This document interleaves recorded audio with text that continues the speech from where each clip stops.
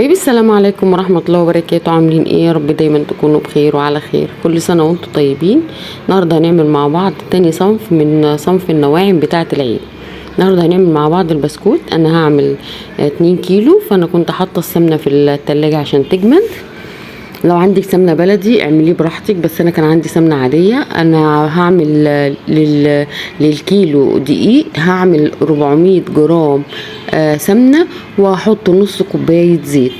الزيت بيخلي البسكوتة معايا خفيفة وفيها سنة قرمشة كده حلو. السمنة هنا هبتدي بقى افكها من هي ساقعة.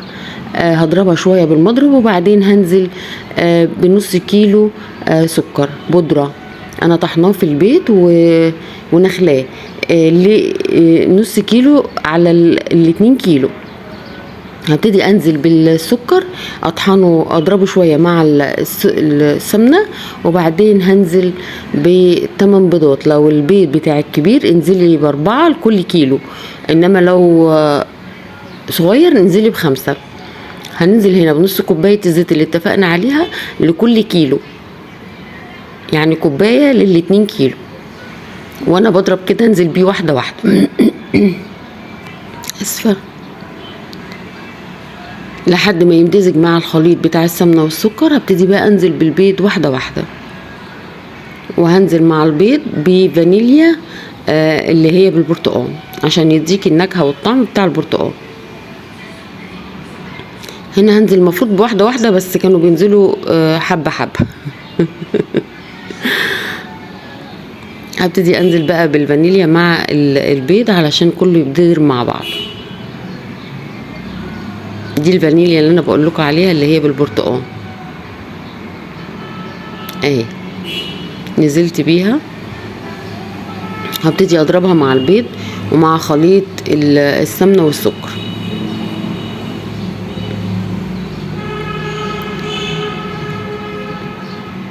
انا نزلت هنا ب8 بيضات لل2 كيلو دقيق، وافضل اضرب لحد ما احس ان البيض اختفى انزل بغيره. كده بتدي هشاشه للبسكوته وبيخليه حلو خفيف.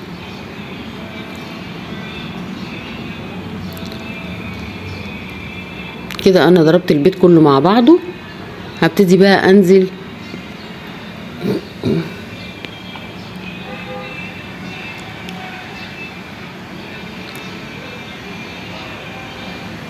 هنا انا معايا الدقيق 2 كيلو دقيق هنخله.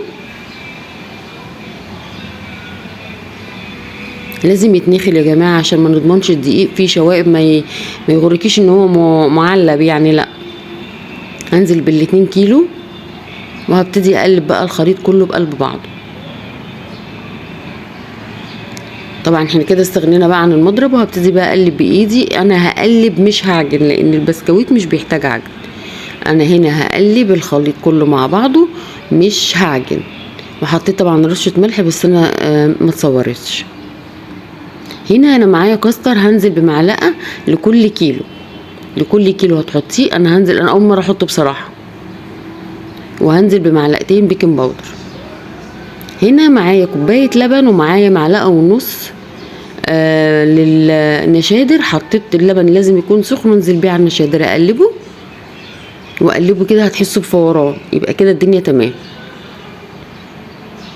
هقلبه كويس وانزل بيه على اللبن. طبعا ممكن يحتاج سوائل على حسب الدقيق بتاعك.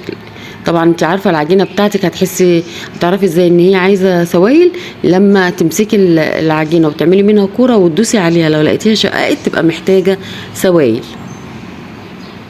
لكن بسم الله ما شاء الله الدقيق بتاعي طلع ممتاز، وكان المقادير طالعه بالشعره زي ما احنا شايفين كده. ده التست اللي انا بقول لكم عليه. هنا بقى ابتديت بقى حطيت بقى مكنه البسكويت بتاعتي، بس كنت بشتغل بقى لوحدي لحد ما ولادي جم يعني وكده.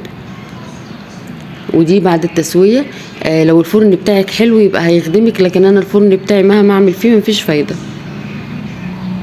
زي ما احنا شايفين كده البسكوته وهي نيه، ووريتها لكم وهي مستويه، والبسكويت عايز حراره هاديه. هنا انا حطيته في كرتونه، ولازم تحطي مشمع او كيس بلاستيك تحت علشان خاطر الكرتونه ما تشربش منه السمنه وينشف معاكي.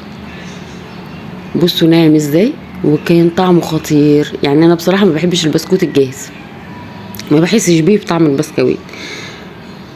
ده البسكويت بتاعي في الفرن، جربوه والله الطريقه هتعجبكم قوي. كل سنه وانتم طيبين، يا رب يقعد عليكم الايام بخير. ان شاء الله يجي عليكم بالخير والفرح والسعاده يا رب.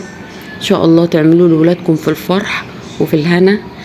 ما تنسوش الاشتراك في القناه والتعليق الحلو اللي بيفرح قلب ام والد، واللايك بالله عليكم ما تبخلوش عليا. والسلام عليكم ورحمه الله وبركاته.